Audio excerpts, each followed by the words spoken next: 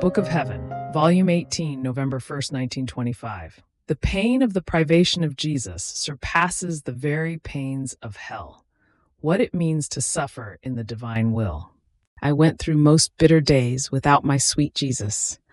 The thought of not seeing him anymore hammered my poor heart, like an anvil, with repeated cruel hammer blows. Ah, Jesus, you have put me in a living hell. Even more, my pains surpass the very infernal pains. Ah, the damned do not love you, and since the seed of love is missing, they run away from you, nor do they long for your embrace. Their pains would become harsher with your presence. A love that is hated cannot stand the presence of the person who is hated. Therefore, for them, your privation is more bearable. But for me, unhappy one, it is all the opposite. I love you. I feel the seed of love deep inside my bones, in my nerves, in my blood. Ah, don't you remember that, having lived together for as long as 40 years, you filled my bones, my nerves, my blood, all of myself with yourself? I felt like a garment that covered you and concealed you within me. And now, without you, I feel emptied of everything. So my bones cry out, my nerves and my blood cry out, for they want the one who used to fill them. There is a continuous cry inside me that lacerates me, tortures me, for they want you who used to fill my life. Do you see then how many cruel tearings my poor existence suffers? Ah, in hell there aren't these atrocious pains, these cruel tearings, this void of a God possessed and loved. Ah, Jesus, come back to the one who loves you. Come back to the unhappy one among the unhappy, but rendered unhappy only for you, only because of you. Ah, I can say this, you alone have rendered me unhappy. Other unhappinesses I do not know. Now, while I was swimming in the bitter sea of the privation of my Jesus, I began to consider the pains of the heart of my Jesus, to make a comparison with the pains of my poor heart. But instead of finding comfort in the pains of Jesus, my pains became harsher, thinking to myself that my pains surpassed the pains of my Jesus, because as great as they were, the pains of the heart of Jesus were pains given to him by creatures. And even if ungrateful they offend him and run away from him, they are always finite creatures, not the infinite being. But for me, these are pains that a God gives me. It is not a creature that runs away from me, but a God, the infinite being. Jesus does not have another God who might leave him, nor can he have him. Therefore, he cannot suffer the pain which surpasses every pain, that of being without a God. Instead, my pain of being without a God is great, is infinite, as great and infinite as God is. Ah, his pierced heart has not suffered this pain, and the piercing of the pain of the divine privation is missing in his pierced heart. And besides, as many pains as creatures might give him, my Jesus never loses his sovereignty, his dominion, even over those who offend him. Neither do they make him smaller, nor do they fade him. He loses nothing of what he is. He is always dominant over all. He is always the eternal, immense, infinite, lovable, and adorable being. But as for me, I do not have sovereignty, nor dominion. And by being without Jesus, I become smaller, I fade, I feel reduced to nothing, I become nauseating and unbearable, even to myself. See then, O Jesus, how my pains are greater than yours. Ah, you know the pains that creatures give you, but do not know the pains that a God can give, and how heavy is your privation.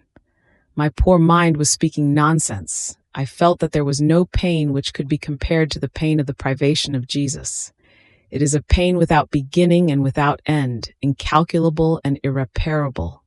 That which Jesus is, such becomes the pain. My poor heart was drowned and without life, and in order not to speak more nonsense, I forced myself to stop comparing my pains with those of Jesus and to move on to something else. Only, I prayed that he would give me strength. And since the pain of his privation was so great and had a mysterious and divine sound which other pains do not have, and a weight which surpasses the weight of all other pains together, I prayed that by his goodness he would accept my pain, and in view of it, he would grant me the greatest grace, that all may know his most holy will, and with its mysterious and divine sound, it may resound in all hearts and call everyone to fulfill the most holy will, crushing with its weight the human will, the passions and sin, so that all may know you, love you, and comprehend what the loss of a God means. But who can say all that I was thinking? I would be too long. Rather, I would have wanted to keep everything in silence and not to entrust my secrets to the paper. But obedience imposed itself, and I had to say fiat. Then I felt exhausted, and I could take no more. And my sweet Jesus, having compassion for me, came out from within my interior, all labored, with his mouth all filled with blood. The blood was so much that it prevented him from speaking, but with his sad gaze he asked for my help. Before the pains of Jesus, I forgot about my own. Even more, since he was present, I had no more pain, and I prayed him to let us suffer together. Then, after we suffered together for a little while, the blood from his mouth stopped, and looking at the way I had reduced myself because of his privation, he clasped me to himself. He laid himself within me in order to fill me with himself. And then he told me, "Poor daughter, how you have reduced yourself. You are right. The pain of the privation of a God is the greatest pain, and because it is great, it took all the strength of my will to sustain you. But you do not know what it means to suffer in my will.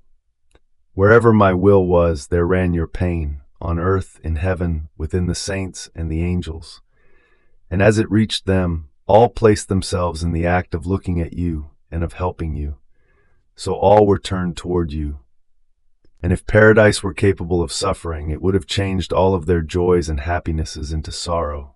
But since it is not capable of suffering, all beseeched graces in exchange for a pain so great. The pains of the soul who lives in my will are the cross of all. They satisfy for everything and convert the fury of divine justice into celestial dew. Therefore, pluck up courage and never want to go out of my will." I remained confused. I was expecting a reproach from Jesus because of my nonsense, but nothing, and we remained in perfect peace.